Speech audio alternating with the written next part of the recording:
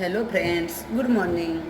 આજે આપણે ધોરણ 7માં વિષય સામાજિક વિજ્ઞાન પ્રકરણ 10 પર્યાવરણના ઘટકો અને આંતર સંબંધો વિશે ભણીશું.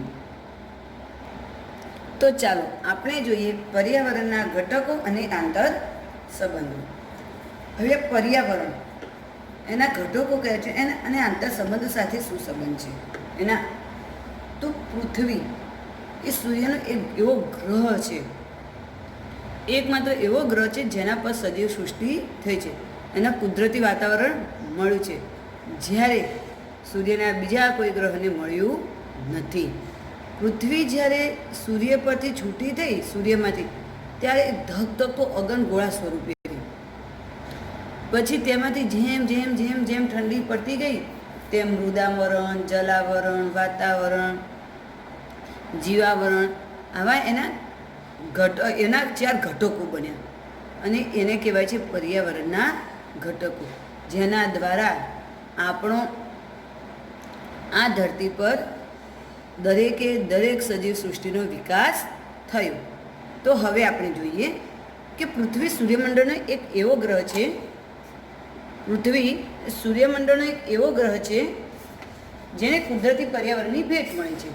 કે પૃથ્વી સૂર્યમંડળનો એક એવો જ ગ્રહ છે કે જેને પર્યાવરણની ભેટ મળી છે.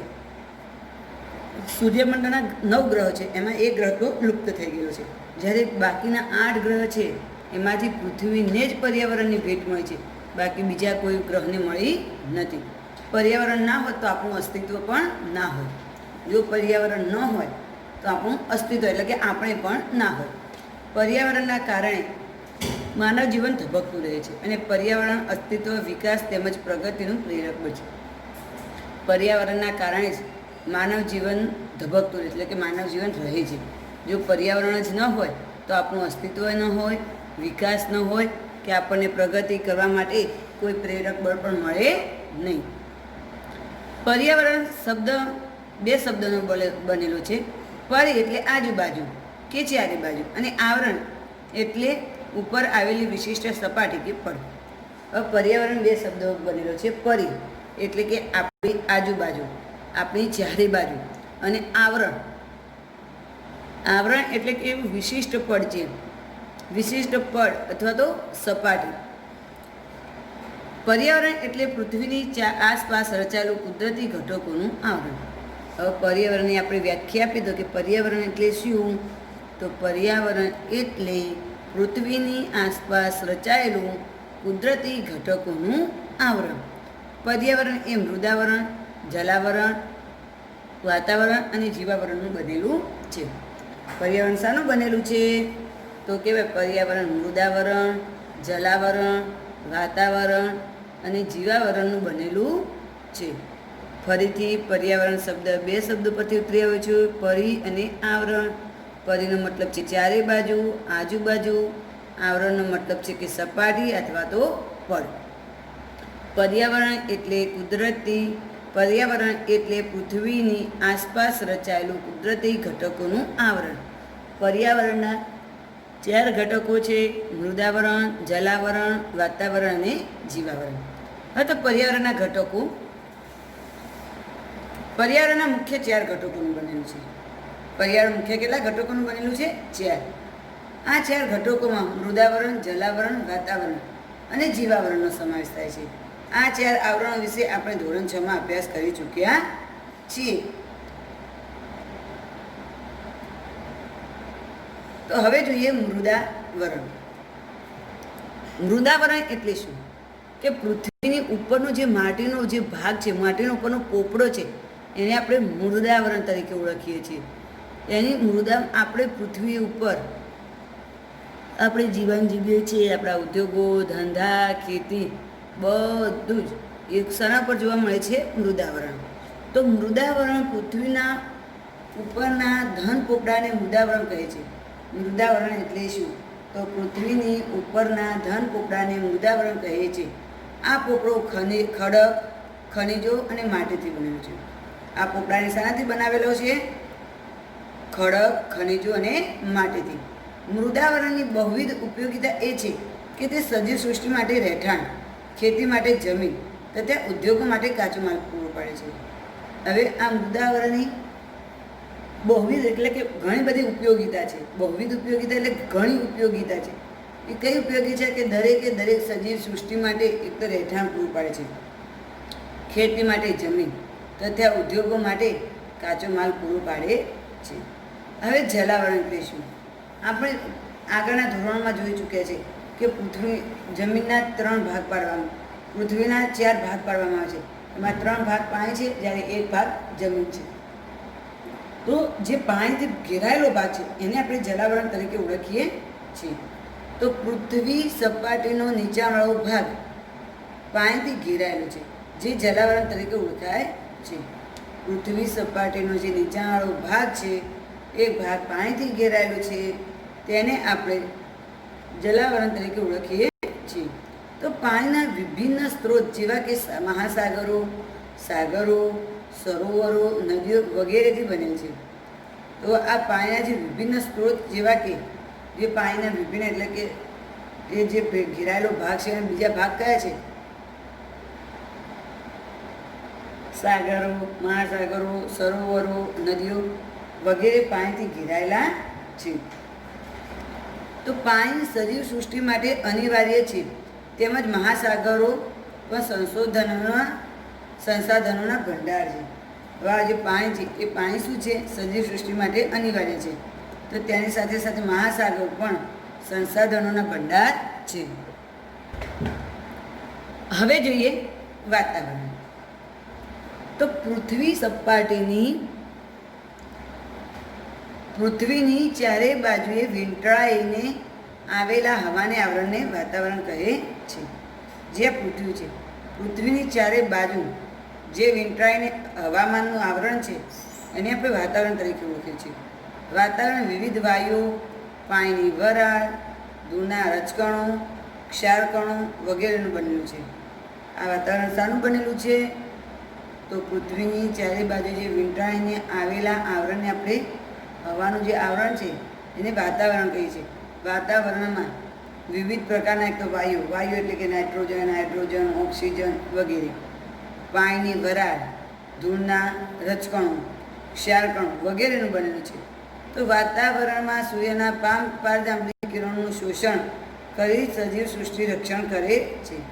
એ વાતાવરણની અંદર સૂરજના જે પારજાંબલી કિરણો છે એ કિરણોનું શોષણ કરીને સજીવ સૃષ્ટિનું રક્ષણ કરે છે. તો વાતાવરણના માધ્યમથી આપણે અવાજ સાંભળી શકીએ છીએ. રેડિયો, ટેલિવિઝન અને મોબાઈલ ફોનના સંદેશક વ્યવહાર વાતાવરણને આભારી છે. હવે એક તો વાતાવરણ આપણને સજીવ સૃષ્ટિનું રક્ષણ કરે છે. બીજું કે વાતાવરણના માધ્યમથી આપણે અવાજ ઓળખી શકીએ છીએ, જેના કારણે રેડિયો, ટેલિવિઝન અને મોબાઈલ ફોનના સંદેશા વ્યવહાર અથવા તો પ્રસારણ માટે આપણે વાતાવરણનો ઉપયોગ કરીએ છીએ. હવે જોઈએ જીવાવરણ. પૃથ્વી પરના મૃદાવરણ, જલાવરણ અને વાતાવરણના જે ભાગમાં જીવસૃષ્ટિ વ્યાપી છે તેને જીવાવરણ કહે છે. પૃથ્વી ઉપરનું જે વાત હતું મૃદાવરણ, જલાવરણ અને વાતાવરણ, અને એ 3 ભાગમાં જ્યાં જીવસૃષ્ટિ વ્યાપી છે કે એનું સર્જન થયું છે તેને જલાવરણ કહેવામાં છે. તેમાં વનસ્પતિ, પ્રાણીઓ, જીવજંતુઓ, મનુષ્ય વગેરેનો સમાવેશ થાય છે. તો સજીવ સૃષ્ટિ ખોરાક અને બીજી જરૂરિયાત જીવાવરણમાંથી પ્રાપ્ત કરે છે. અને આપણે જે પણ જરૂરિયાત છે એ બધી જરૂરિયાત ક્યાંથી પ્રાપ્ત કરીએ છીએ? જીવાવરણમાંથી પ્રાપ્ત થાય છે. પર્યાવરણના 2 પ્રકાર, પર્યાવરણના મુખ્ય 2 પ્રકાર છે: કુદરતી પર્યાવરણ અને માનવ સર્જિત પર્યાવરણ. કુદરતી પર્યાવરણમાં જૈવિક ઘટકો જેવા કે વનસ્પતિ સૃષ્ટિ, પ્રાણી સૃષ્ટિ અને માનવનો સમાવેશ થાય છે. જ્યારે અજૈવિક ઘટકોમાં ભૂમિ, જળ, હવા વગેરેનો સમાવેશ થાય છે. તો માનવ સર્જિત પર્યાવરણ માનવના બુદ્ધિ કૌશલ્યથી જૈવિક અને અજૈવિક ઘટકો સાથેની આંતરક્રિયા માનવ સર્જિત પર્યાવરણમાં નિર્માણ પામે છે. કુદરતી પર્યાવરણમાં જૈવિક ઘટકો જેવા કે વનસ્પતિ સૃષ્ટિ, પ્રાણી સૃષ્ટિ એ વગેરે બધાનો સમાવેશ આપણી જીવસૃષ્ટિમાં થાય છે, એટલે કે આપણામાં થાય છે. તો અજૈવિક ઘટકોમાં ભૂમિ, જળ, હવા વગેરેનો સમાવેશ થાય છે. હવે અજૈવિક ઘટકોમાં શાનો થાય છે? ભૂમિ, જળ, હવા વગેરે.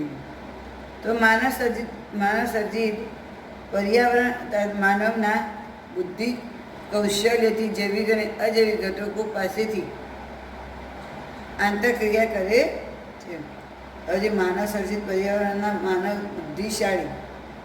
માનવના જે બુદ્ધિ કૌશલ્યથી જૈવિક અને અજૈવિક ઘટકોનું સાથેની આંતરક્રિયા પણ માનવ સર્જિત પર્યાવરણના નિર્માણ માટે કરે છે. માનવ સર્જિત પર્યાવરણ. માનવ આપણા આસપાસના પર્યાવરણ સાથે આંતરક્રિયા કરે છે, પોતાની જરૂરિયાત મુજબ તેમાં પરિવર્તન કરે છે. આદિકાળમાં મનુષ્ય ભટકતું જીવન જીવતો હતો અને પોતાની જરૂરિયાત માટે પર્યાવરણને અનુકૂળ બનતો હતો. તેનું જીવન સરળ અને જરૂરિયાતો મર્યાદિત હતી, તેથી આસપાસના પર્યાવરણમાં તમામ જરૂરિયાતો પૂરી થઈ જતી હતી. સમય સાથે પરિવર્તન થયું અને જરૂરિયાતો પણ વધારો થયો. મનુષ્ય પર્યાવરણનો ઉપયોગ અને તેમાં પરિવર્તન કરવાની રીતો શીખી લીધી. પરિણામે ખેતી, પશુપાલન ચક્રની શોધ, ઔદ્યોગિક ક્રાંતિના કારણે ઉત્પાદનમાં વધારો થયો. આ માનવ સર્જિત પર્યાવરણને એને સાંસ્કૃતિક પર્યાવરણ તરીકે પણ ઓળખવામાં આવે છે. હવે પહેલાં આપણે માનવ આસપાસના પર્યાવરણ સાથે આંતરક્રિયા કરતો, પોતાની જરૂરિયાતો મુજબ એ પર્યાવરણ સાથે પરિવર્તન કરતો હતો. હવે આદિકાળમાં એટલે કે પહેલાંના સમયમાં મનુષ્ય ભટકતું જીવન જીવતો હતો અને પોતાની જરૂરિયાતો ઓછી હતી, અને જેમ પોતાની જરૂરિયાતો પ્રમાણે પર્યાવરણનો અનુકૂળ બનતું, પણ તેનું જીવન એનું પહેલાંનું જીવન સરળ હતું અને જરૂરિયાતો પણ ઓછી હતી. પણ જેમ એ આસપાસના પર્યાવરણમાંથી જરૂરિયાતો પૂરી થતી જતી હતી અને સમય જતાં સમયમાં પરિવર્તન થવા લાગ્યું. સમય જાય એમ સમયમાં શું થયું? પરિવર્તન થવા લાગ્યું અને એના કારણે જરૂરિયાતોમાં પણ વધારો થયો. મનુષ્ય પર્યાવરણનો ઉપયોગ અને તેમાં પરિવર્તન કરવા તો શીખી લીધા હતા. થોડો ઉપયોગ કરી અને પર્યાવરણમાં પરિવર્તન કરતાં શીખી લીધા. પરિણામે ખેતી, પશુપાલન, ચક્રની શોધ, ઔદ્યોગિક ક્રાંતિના કારણે ઉત્પાદનમાં વધારો થયો અને આ માનવ સર્જિત પર્યાવરણને આપણે સાંસ્કૃતિક પર્યાવરણ તરીકે પણ ઓળખવામાં આવે છે.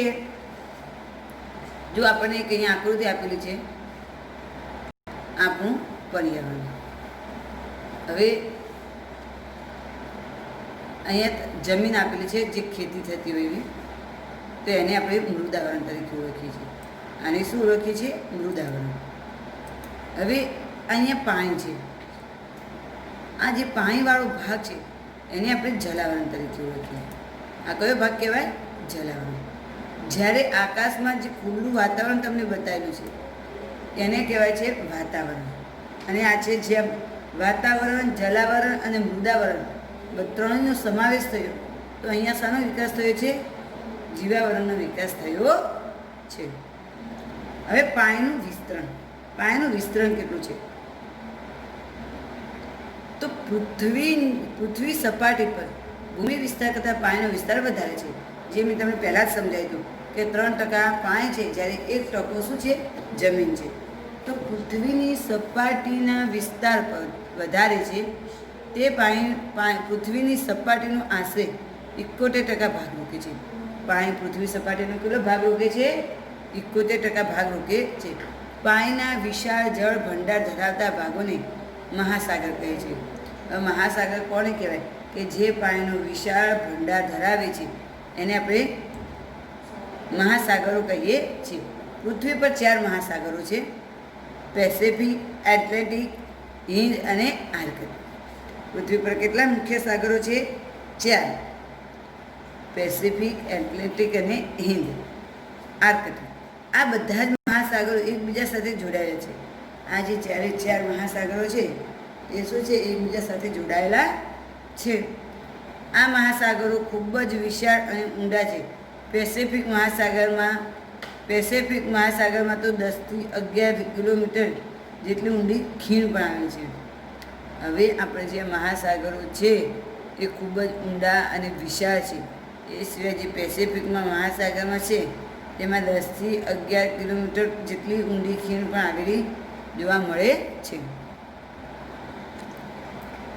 પૃથ્વી સપાટી પરનું મોટાભાગનું પાણી ખારું છે. હવે જે આપણી પૃથ્વી છે એમાં મોટાભાગનું પાણી કેવું છે? ખારું. મુખ્યત્વે મહાસાગરો અને સમુદ્રમાં રહેલ મીઠા પાણીનો મુખ્ય સ્ત્રોત હિમશિખરો, ભૂમિગત પાણી અને મીઠા પાણીનો સરોવર, નદીઓમાં વગેરે છે.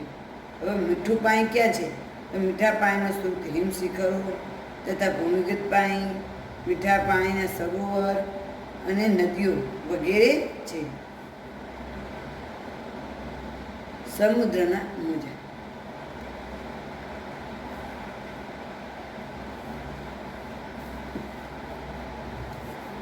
સમુદ્રના મોજા વિવિધ પ્રકારના બળોથી ઉદ્ભવે છે.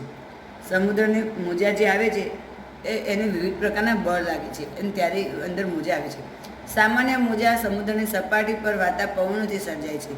જ્યારે વંટોળ કે વાવાઝોડા ઊંચા મોજા ઉછળે છે, આ મોજા સમુદ્ર કિનારે પહોંચી શકે ત્યારે ભારે નુકસાન થાય છે. હવે જે સમુદ્રના મોજા છે એ જે નજીકના જે મોજા એ સમુદ્રની સપાટી પરથી આવતા હોય છે, પણ જે મોજા વાવાઝોડું કે વંટોળ આવવાનું હોય અને